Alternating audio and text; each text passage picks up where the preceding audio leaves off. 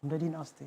Right. And what's your call on the international bodies, for instance, ECOWAS, that's the Economic Community of West African States. What's your call on them at this particular time and in this situation? At this particular time, I think there's a time for ECOWAS, to come in, to hold the fort, because they have been supporting the dynasty for quite a long time during the farthest regime. They are also doing the same thing. So the ECOWAS is looking more or less as a white elephant institution that is not, assuming their responsibility. So I'm now calling on the leaders of the ECOWAS to come in to solve the issue amicably. If that may not be the case, the youth will take on the streets and they are going to take the law into their hands, just like the way the military are taking the law into their hands. The military, that's their duty to come in to save the situation, but not to back the dynasty because they are being paid by the taxpayers' money. But after all, for the security of the citizens, but not to come and support the dynasty. So you say ECOWAS has not been helpful? No. ECOWAS hasn't been there for quite a long time, and they know what is going on. All this happening now is not a news to them. They are aware. And they have been supporting the dynasty to do more. Because ECOWAS is being instrumentalized by the Western powers, especially France and America. They are behind all these things. So this is the duty of the ECOWAS. And I don't know the reason why four have to be presented during the ECOWAS meeting again. No. If they are giving me the opportunity, they are encouraging him, there must be sanction now on the country. Right. There must be sanction on the country. And lastly, before you go, do you think that this is going anywhere? We've seen the protests, we've seen the brutality of the citizens. Do you think that you as citizens will be able to achieve your aim of ousting President Faure out of office through these protests you've been organizing? This protest keep on coming on and on. It started even in 1990. And what I want you to understand is that the ECOWAS is there to back the regime. Right. Even before this one, the recent one before this one, the ECOWAS came in. That was in 2017. There was the same thing. There was a manifestation all over. So the ECOWAS came in just to call them for dialogue. And during the dialogue, they succeeded in dribbling against the opposition. Right. Yeah. So the ECOWAS, they keep on supporting the dynasty. That's what I can say. Well, many thanks for your time. We're hoping that they get the kind of respite they want as citizens right there in Togo. But of course, I've been speaking to Adara Yao. He is part of the Togolese diaspora right here in Ghana. He has been speaking to us, of course, about the issues in Togo as regards to the protests to try and oust the president, Faure Gnassingbé, out of office. Well, in more news this afternoon, in a world weighed down by economic hardship and global anxiety, a new form of defiance is rising, one meme at a time. Also, Ado reports that Ghana's Gen Z are turning free more into resistance, using memes not to escape reality, but to survive it. The Israel-Iran war may seem distant, but for some young Ghanaians, the anxiety is real. From fears of global conflict to rising oil prices. And yet, this is how it often starts. One scroll, one meme, one breath of relief. In a chaotic world, Ghana's Gen Z is choosing laughter not out of ignorance, but as a way to survive. They have inherited a world of rising costs, mounting tensions, and collapsing certainty. But instead of retreating, they are responding with memes. Twitter influencer Accra Mayo shared what inspires his posts. When I logged into the app, I saw people tweeting for fun. So I told myself I can do the same thing. I can do something similar to what they are doing and do it better. So that was how I started.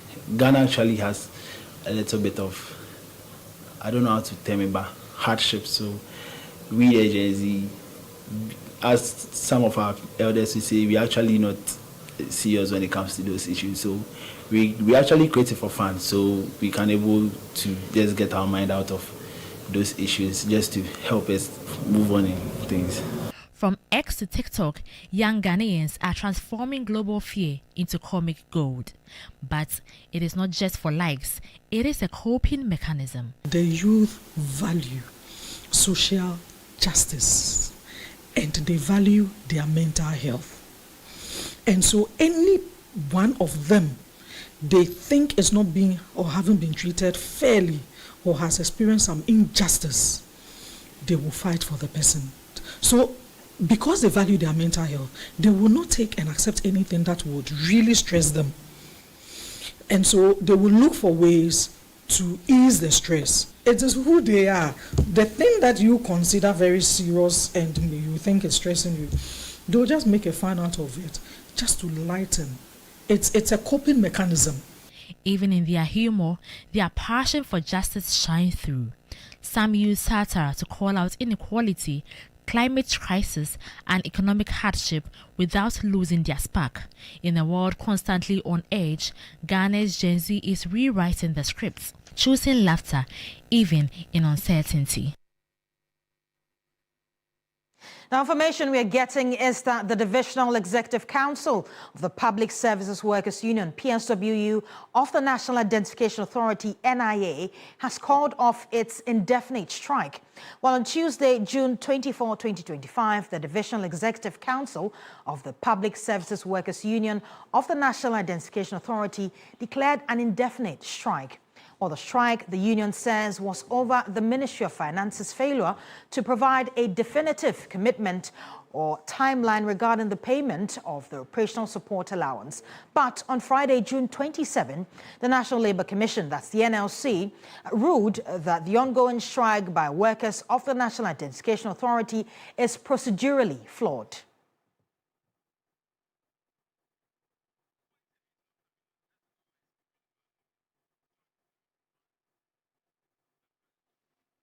And now the Office of the Special Prosecutor has announced that it will host a session with the public on X Space on June 29, that's today. The notice was posted on the social media pages of the OSP on June 28th, yesterday. The caption that accompanied the post requested the public to join us for an open conversation on X. Bring your questions, concerns, criticisms, even your anger. Transparency begins with dialogue. Let's fight corruption together in the open. The Special Prosecutor, Kisi Jabin, has been in the news lately over corruption and corruption-related cases it is investigating. Key among these cases is the Ghana Revenue Authority and Strategic Mobilization Limited SML deal. In this regard, the OSP has recently arrested some past officials of the GRA. On June 25, the OSP announced that it has arrested Reverend Dr. Emisha Dayosu-Amoah, former Commissioner General of the GRA, Isaac Krentel as Commissioner of Customs and now General Manager at Strategic Mobilization Limited SML, and Christian Tete Soti, former Technical Advisor and now MD and CEO of SML. In a statement, the OSP said that the arrests were linked to ongoing investigations into suspected corruption and corruption-related offences in respect of contracts between the GRA and SML for revenue assurance services.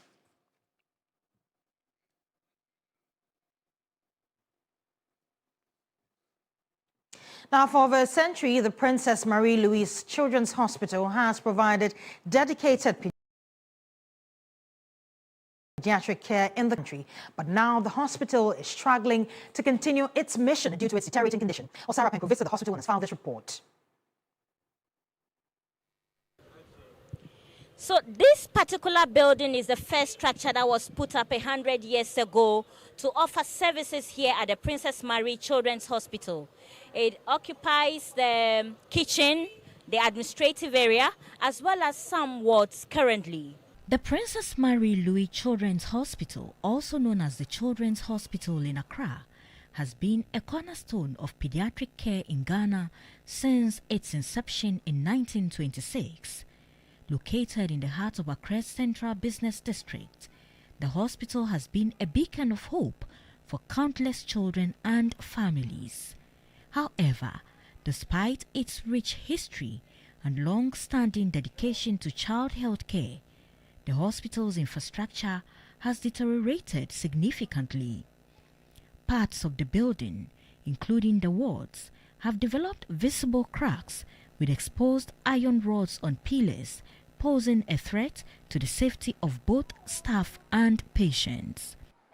The facility is yet to undergo any major renovation, despite its worsening condition.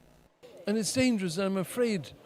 If you go there, sometimes I get afraid, So we need urgent renovation on this hospital so that we can give better service. Because I'm just afraid anytime I go there and I see the condition, more has to be done to help this hospital to keep that standard of looking after our children.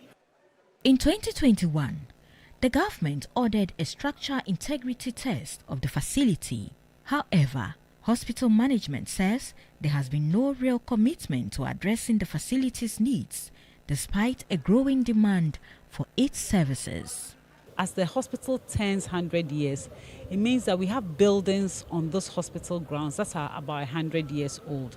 We have some that are over 70 years old. In fact, there's only one building in the hospital that's older than. And because of the infrastructure, it's affected the plumbing and the electrical system of the hospital as well, the electrical system of the hospital. 100 years after its establishment, management is appealing to the general public to support the hospital's endowment fund to help meet urgent infrastructure and service needs.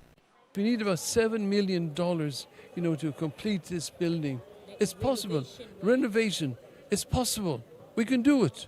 It can be done. Where there's a will, there's a way. To come to the aid of the hospital, to help us to renovate the hospital, to make it more child-friendly, and to set up a lasting fund for the children, especially those who come in and are needy. Calls are growing for the establishment of more children's hospitals across the country to reduce the burden on Princess Mary Louise Children's Hospital. The Children's Specialist Hospital at Waja, when commissioned, is expected to help ease pressure on the century-old facility. The number that comes here is fantastic. We do need more children's hospitals, that we do. We forgot to mention the endowment fund is also for children. Not every child that comes here can afford, the medicine and There is need for government as well as corporate bodies to come on board and ensure the facility is in its best of state to offer the needed care for the children of this country. Sarah Apenkro, TV3 News, Princess Mary Children's Hospital, Accra. Well, if you're just tuning in, you're watching Weekend Central here on TV3, the first bulletin for today. More news this afternoon. Micro, small and medium enterprises, MSMEs, drive over 70% of Ghana's employment and play a key role in economic growth. But for many entrepreneurs, the path to success is anything but easy. As the country marks MSME Day, our reporter Safa Bwahin visits Osu, where vendors like Linda and Abigail share how they've been kept their businesses going and their dreams alive despite the daily challenges. In Ghana, MSMEs make up 92% of all businesses, contribute about 70% to GDP, and employ over 80% of workforce. But unlike their global counterparts, only a handful have rise to become large-scale enterprises. Many remain stuck in survival mode. On the streets of Osu, Linda, a 28-year-old entrepreneur, shares how her beading business has been faring even though it hasn't been easy. Sales have been slow, but running a business requires discipline. I sell beads and keep detailed records to track which ones sell and when, helping me restock wisely and manage costs. Any amount I met on, it was me taking record. Other vendors also share in this perspective.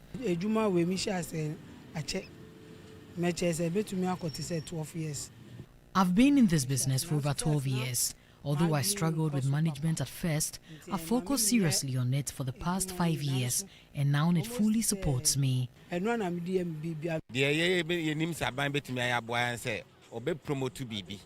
government should boost tourism initiatives like the Year of Return to attract more buyers, while also encouraging Ghanaians to support and promote made in Ghana products. While these businesses power the informal economy, access to credit remains a major hurdle. The Microfinance and Small Loan Center, Maslock, says they are ready to support but not without caution. We are able to get our clients some education about bookkeeping, how to reconcile their businesses or their finances. But on the part of the client, sometimes we are not able to get into the market, how they deal with the market niche that they are operating in needs additional training. And maybe given the resources, the center would add those things so that it will be a continuous process. At the 2025 MSME Day celebration and exhibition, Minister for Trade, Agribusiness and Industry, Elizabeth Ofosu-Jare, announced a bill being developed to provide targeted support for MSMEs. The ministry has established a business regulatory reform unit to coordinate and streamline certification and registration process across agencies using their digital platforms. To consolidate those efforts, a comprehensive bill is currently being developed. Once enacted, it will provide the BRI unit with a legal mandate to effectively support MSMEs in navigating regulatory requirements. This is not to say that it is not enforced and working. It is working all right, but we need a law to back the number of days that agencies are supposed to respond to your calls. The UNDP also notes that while MSMEs globally encounter comparable challenges, these can be addressed through strategic interventions. For Ghana, the market is growing and the government has put bold steps to support MSMEs, and they are tackling this support from different angles. There is always such kind of access to finance available, but not enough. So we need more commercial banks to come to the forefront. We need more development funds to come forefront to support MSMEs. Similar story with the taxation, where we want to see some tax relief, some incentives for MSMEs that will help them also to grow. The stories of Linda and Abigail remind us that with the right policies, access to finance and skills development, our local vendors can do more than just survive. They too can grow their businesses into household brands and multi-million-dollar companies. Safa Boyne, TV3 News, Accra. That's a crime that thrives in silence, ripping children from their homes and forcing women into exploitation, plus destroying futures. Human trafficking remains one of Ghana's most pressing human rights challenges. And as the country marks 20 years since the passage of the Human Trafficking Act, fresh calls are emerging for urgent reforms. Safwa Boyne has more. Human trafficking or trafficking in persons is modern-day slavery. Though figures vary, it is estimated that every year millions of men, women and children are trafficked in countries around the world. In Ghana, from child labor in fishing communities along Lake Volta to forced domestic servitude in urban centers, the reality is grim and evolving. Despite the Human Trafficking Act of 2005, prosecution rates remain low and many victims go without support. Marking 2 decades since the law was enacted, key stakeholders are calling for change. As a government, I think 20 years on, the Act has allowed us to achieve a lot, but there's a need for us to review it and then make sure that it aligns with current trends. The issue of training and capacity building is a big one, and then sensitization, because lots of people fall into the trap of trafficking unknowingly, and there's the need for us to educate people on their rights and also how to avoid falling victim to issues of trafficking. Then the challenge too is about resources. So government needs to commit resources. We identify it as a problem, and now we are mostly dependent on donor funding. We need to domesticate this, own the problem, and then find resources, vote resources, and make sure that the releases are done on time for an effective combating of this transnational organized crime. According to the chairperson of the Parliament Select Committee on Human Trafficking, the committee visited shelters across Accra to gain first-hand insight into the current situation and will do more in the coming days. Recently, my committee, we went to all the shelters in Greater Accra region, almost all the shelters in Greater Accra region, to actually inspect or look at what is happening at these shelters. very soon will go outside Accra, because we want to make sure that these children who are trafficked and are in the shelters are taken good care of. We will continue to advocate for the end of human trafficking. Law enforcement continues to battle with limited resources, legal bottlenecks and underreporting, making the fight against trafficking even more difficult. We need specialized training, capacity building of law enforcement to go deeply during interrogation and investigation to be able to unearth that these properties actually belong to the perpetrators. Hence, the court must confiscate them. So we need capacity of our officers and specialized training. For civil society organizations, review of the law is a necessity. And we feel that we should focus on enforcing the laws. And we have the law, but then we need to be able to build capacity of our law enforcement people well, our judges, our prosecutors, so that they can be able to follow the law and then prosecute and then protect people in the course of the work that they do. So I think that the law has been great. 20 years, we've seen a lot of improvement in the law. You can only talk of confiscation of assets when you are able to identify them, that those properties actually belong to the perpetrators. But more often than not, some of the properties are not in their own names. So it will be very difficult for the court to confiscate those assets. Safa Wani, TV3 News, Accra. Ghana Federation of Disability Organizations is calling on government to ensure the swift passage of the reenacted Act 715 aimed at strengthening protection, inclusion and equality for persons with disabilities, PWDs. They argue that the legislation will promote full inclusion and serve as a critical tool in combating discrimination and abuse against persons with disabilities. Calls for educational inclusion have intensified as the Ghana Federation of Disability marked its National Day celebration in Ghana. Deputy Minister for Education, Dr. Clement Park, reaffirmed President John Mahama's commitment to inclusive education, stating government remains committed to playing its part in ensuring the reenacted act is passed. Unfortunately, because of what was happening in the Ministry of Gender, Children and Social Protection in the last 4 years before now, it affected the plan of action. I believe very strongly that once we reconstitute the parliamentary caucus on persons with disability, which I chair, we will work with the Minister for Gender for us to pass the reenacted bill.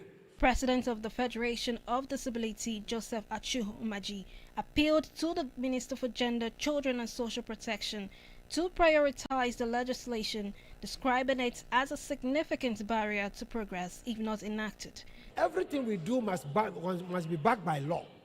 So if the Disability Act is not there, then it means we don't have backing of the law to do serious advocacy work. So it is affecting our advocacy campaign, and it's also affecting the fact that because we don't have the law, which will be in line with the UN Convention, it is affecting us. So that's why we are advocating strongly that the government should come to our support and other stakeholders to come to support us so that this law will be reenacted to promote the campaign to champion the cause of persons with disability in Ghana. Stakeholders also urge the private sector to partner with government to create accessible pathways for learning and skills development for persons with disabilities. They further lamented the issue of stigmatization and discrimination, particularly against children with disabilities, and called for urgent and unified action.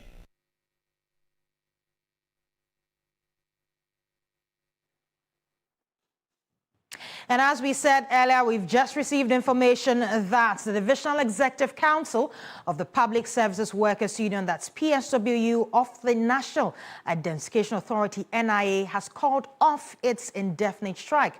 On Tuesday, June 24, 2025, the Divisional Executive Council of the NIA started or declared an indefinite strike. Of course, we now hear that that strike has been called off. We're going to get more details on this particular story in subsequent bulletins when we reach out to the chairman or the divisional chairman of the PSWU.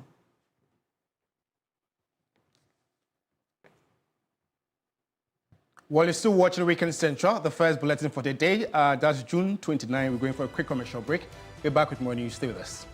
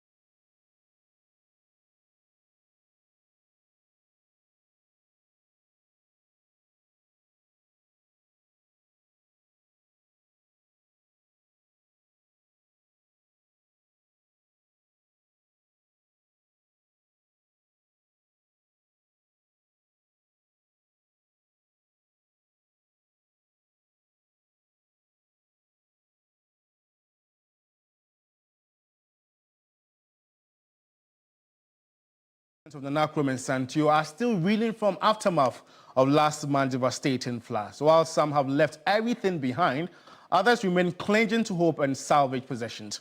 My colleague Stanley Niebler reports. Help me! Please help me! On May 18, 2025, torrential rain devastated Nanakrum and adjoining suburbs after key drainage channels meant to convey water out of the community were clogged. The result was catastrophic. Water overflowed its banks and surged into homes. Flats and low-lying apartments bore the brunt of the floods, with electronic appliances, vehicles, furniture and personal items destroyed. Tragically, 2 lives were lost. Residents say flooding is an annual ordeal, but this year's episode was unprecedented. Abdul Ghaffar and his family have been residing here for over 2 decades and are still reeling from the distraction. But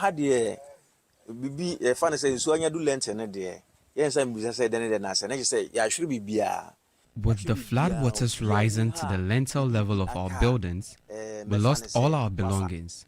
No one in the neighborhood was able to salvage anything. A month on, TV3 returned to the community to assess the extent of damage and understand how residents are rebuilding. In the community, vast marshy lands have been filled and developed by private individuals, disrupting the area's natural water flow. Some homes still hold stagnant flood water. Debris from the incident lies scattered, while salvaged belongings dry under the sun. The visible devastation has forced some residents to vacate entirely, while others who cannot afford to relocate are renovating and repairing what's left of their homes. Assemblyman for the area, Bright Afedo, expressed deep concern. Actually, after the rains, situations have not been easy with the community people. Most of the people have also moved out of the area because of the devastating experience they've had. Most people are not able to even stand on their feet again because they lost everything actually to the flood.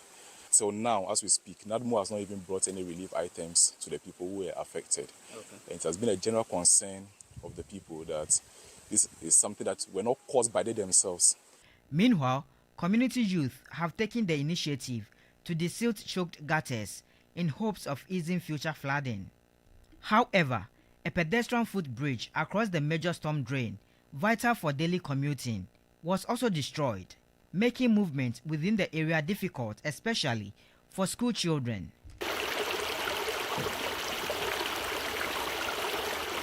With no state attention to their plight, parents have devised their own means to help their children cross the stream to school daily when no good Samaritans are available to assist. Calls for the demolition of buildings erected on watercourses have grown louder, but not all residents support the idea, citing limited housing options. You know, those who are not feeling the heat of the flood, they are calling for it, that there should be demolition around the water bags. And those who are living near the gutter are also opposing it. So the regional minister, in her capacity, will have to make a firm decision. The flooding in Nana Krom and Santor has once again exposed the dire need for sustainable urban planning and proactive disaster mitigation. As the community continues to recover, residents are calling for urgent government intervention, stricter enforcement of building regulations, and a comprehensive drainage solution to ensure such devastation does not recur. Stanley Niblew, TV3 News, Accra. Now in health, inadequate medical specialists in the Upper West region is greatly impacting healthcare delivery. Our healthcare providers say that the situation is having a toll on maternal and newborn mortality. Ibrahim Ogara has more in this report. The shortage of medical specialists in the Upper West region is severely affecting healthcare delivery. With a population of 971,773, there are only 2 pediatricians and a few gynecologists available. A pediatrician at the St. Teresa's Hospital, Dr. Haruna Mahama, is worried. In Upper West, we currently have just 2 pediatricians. And then in Upper East as well, we have just 1. Also with the gynecologists, for instance, as well, we don't have quite a number of gynecologists in the Upper East and then Upper West. So once we are doing this, we are able to have oversight supervision on most of the facilities that are within the sub-region. So at the end of the day, we'll be able to achieve our aim of bringing down newborn and maternal mortality and morbidity rates in the regions. To combat maternal and newborn mortality rate and achieve Sustainable Development Goal 3. The Pediatric Society of Ghana and Grand Challenge Canada have launched a digital monitoring system as part of their country innovation platform. This system enables real-time tracking of labor cases, improving referral processes, and allowing for timely interventions. Frontline healthcare workers are also receiving refresher training to enhance their skills. Neonatologists at the Komfo-Anokye Teaching Hospital, Dr. Adwopoku Abuache Yadon, highlight their positive impacts. We've noticed all over the world that our children who are less than 5 years, most of them die within the newborn period. The last time we did the Ghana Demographic Health Survey, we realized that our newborns mortality is like 17 per 1,000 live births. That means that if you take 1,000 babies, 17 of them will die. And we want to reduce that massively so that we can attain our Sustainable Development Goal 3. A frontline nurse from a beneficiary facility expressed enthusiasm about the program. But this program has enabled me to know that you just don't expose babies anyhow. You just don't leave them anyhow. They need the maximum care that they need so that they'll be able to grow and out of infections and they will grow well. Overall, the pilot program will benefit 8 districts, 5 in the Upper West and 3 in the Upper East. And now the Ghana Armed Forces says it has reinforced measures to contain the violent attacks in Boko and its exportation to Binduri and neighboring communities. The Chief of Army Staff, Major General Lawrence Kweku Betanu, who revealed this during a one-day working visit to the area, said the army has managed to bring the resurgence under control and is continuing with peacekeeping efforts. Upper East Regional Correspondent Castro Senyala has more in this report. The visit by the Army Commander to the Upper East region was the second since he assumed office as the Chief of Army Staff this year. General Betanu visited Sandema, where he told the 12th Mechanized Battalion to assess its readiness in the face of potential security threats.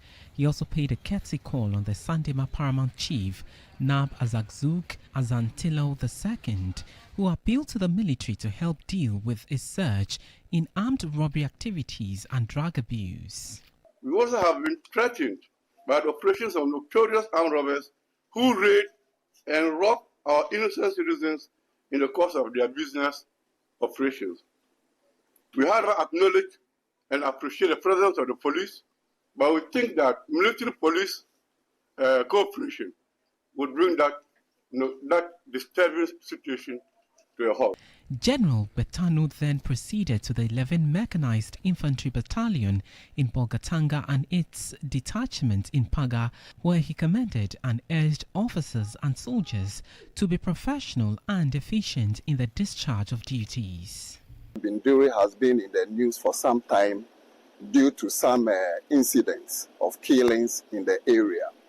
Based on that, we have focused some attention over here, and the battalion has actually taken the necessary step to actually re-establish and increase their footprints in the area and also extend their operational outreach. So I've just come here to see how the place is, encourage the troops to keep giving their best, and then we will support them and ensure that within the Binduri community, we maintain security and sanity in the area. General Betanu extended his visits to the Binduri and Boko general areas to meet with the Joint Task Force to rally their support towards ongoing peace efforts. He wrapped up his visit to the region with a tour of military units in Boko and Binduri to assess their operational readiness on the ground. Now, the European Union, EU and the International Water Management Institute says northern Ghana has been significantly affected by climate change, with the agricultural sector bearing the brunt. Now, this declaration follows the conclusion of a 6-year research initiative led by the EU aimed at introducing a modernized agricultural system that promotes a climate-resilient future.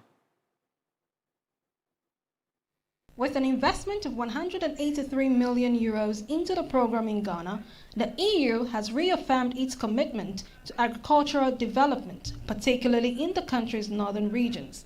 The program also seeks to drive integrated impact and foster social transformation, equipping policymakers with tools to make data-informed decisions for long-term development. Head of cooperation at the EU delegation to Ghana, Massimo Mina, emphasized that the initiative aims to catalyze social change both nationally and globally. The European Union is investing more than 180 million euros in the sector of agriculture, and there are other components which are actually still ongoing or just starting, notably in the field of irrigation. And we know how important and crucial is the irrigation, in particular in the north of the country.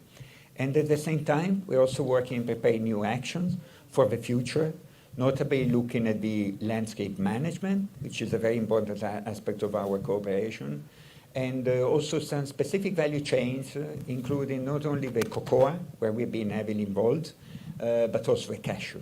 Deputy Country Representative of International Water Management Institute, Dr. Charity Osei Amponsa, echoed this vision, noting that the EU-Ghana Agricultural Program was designed to promote inclusive, sustainable economic growth. If we understand the way society transforms, then when we are making our development plans, we have that in mind. If we know that in the next 10 years, almost every household will be having a mobile phone, and therefore they can easily access extension services, then we have that at the back of our mind as we plan, and we make interventions that will inform what is changing on the ground. If we have mobile phones, we might not have to do the farmer-to-farmer kind of extension, but we could use mobile apps, for example, or maybe voice notes to send to, even if it is a yam farm, the farmers can hear in their language and they can quickly know what to do with the type of problems that they are having. Over the project's duration, the research produced a range of practical tools, including an interactive gender and climate vulnerability hotspot map that covers all 261 districts in Ghana.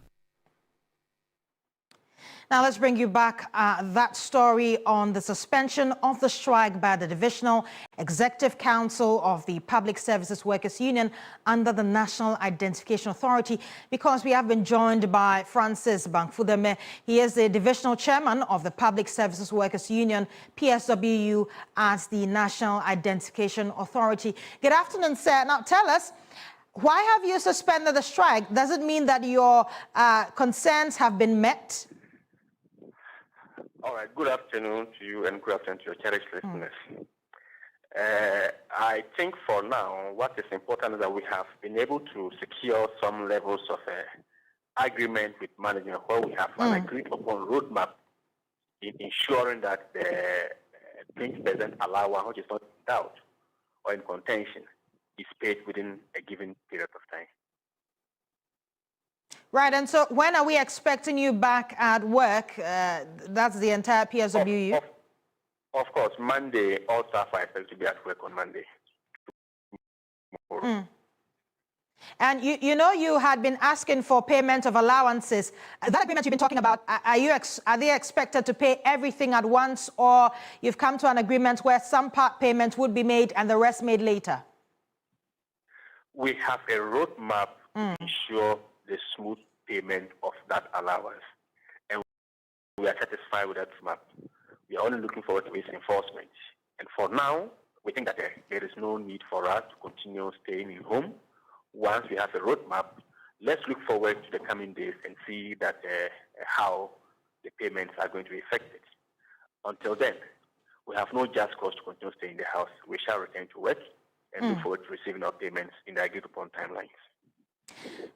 Right. Many thanks for your time. Francis Bangfudeme is the Divisional Chairman of the Public Services Workers Union, PSWU, at the National Identification Authority. He has been giving us reasons why their strike, that's their indefinite strike, has now been called off. That's taken us on our very second break. We'll be back with more news. To stay with us right here on Weekend Central.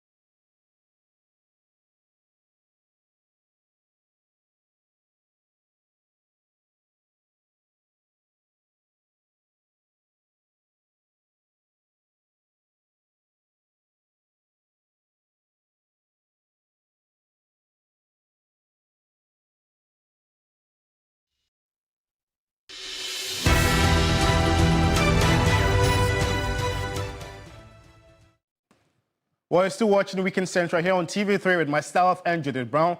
Let's do some sport-related stories. Emmanuel Saki, born deaf and dumb, recently became the UBO Super Featherweight champion after defeating an able-bodied opponent, breaking barriers of what a physically challenged person can do. Billy Shen paid him a visit and tells his story.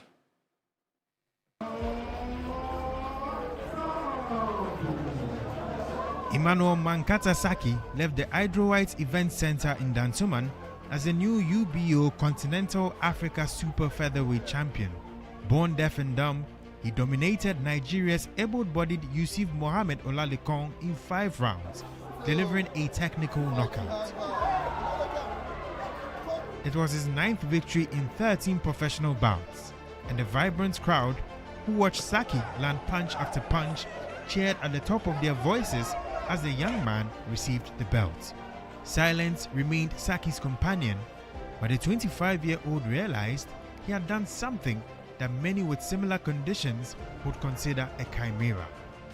Saki spent 15 years in the central region with his mother, but after struggling at school, Emmanuel joined his father, Samuel Saki, in Choko. There, Emmanuel developed an affinity for boxing, often following his peers to numerous gyms. Samuel, who once pursued the sport and gave up at a young age, was initially dismissive.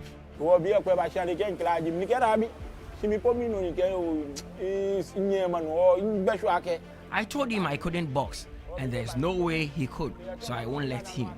He was swimming at Choco, and I was told boxing was better as compared to swimming.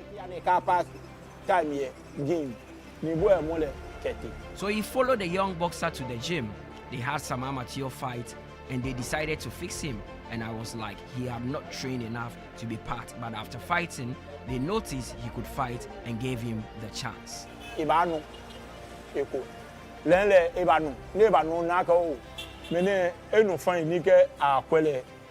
Saki found his home at the Warriors Boxing Gym in Kukumlimle, often taking lessons from Alfred Tete. Communicating with Saki demanded more than words. It required rhythm, repetition, and deep mutual trust. Tete crafted a visual and gesture-based system tailored to Saki's unique needs. Sometimes, I don't know how to do that sign language. He don't do any sign language. But what we do is, whatever I want him to do, I have to demonstrate it. Because I'm a boxer, I'm a former boxer myself. So I'll do it for him to follow it. If he's going to fight somebody, what I do is I'll get the opponent, the one who's going to fight with. I make sure I get his videos. I will study him. That's what I normally do. So now me and him on the training grounds, now I'll teach him. Saki has earned the respect of his peers and elders. They view the 25-year-old not as a boxer with a disability, but a fighter with a dream and immense potential. It gives me joy that a physically challenged boxer has managed to win this. It encourages others with similar situations to even do better. Next 2-3 years. I think if he works harder, he can become a world champion in the next 2 or 3 years. World champion. With every punch, he shattered expectation. With every round, he rewrote what was possible. He's not just a champion. He's a symbol, not just for the deaf, not just for the differently abled, but for anyone who's ever been told they can't. In the language of courage and grit, Emmanuel Saki is fluent, and the world is finally listening.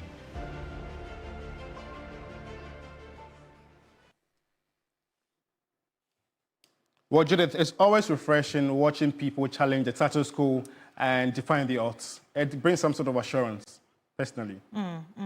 Very interesting story about this guy, Emmanuel. Yeah, we're hoping he does much better subsequently, of course. Yeah. We're wrapping up the bulletin now. My name is Judith Brown. I've been doing this with. And my name is George Queenie. In a world where you can be anything, just be kind. It costs nothing to be kind. Thanks for watching. Good afternoon.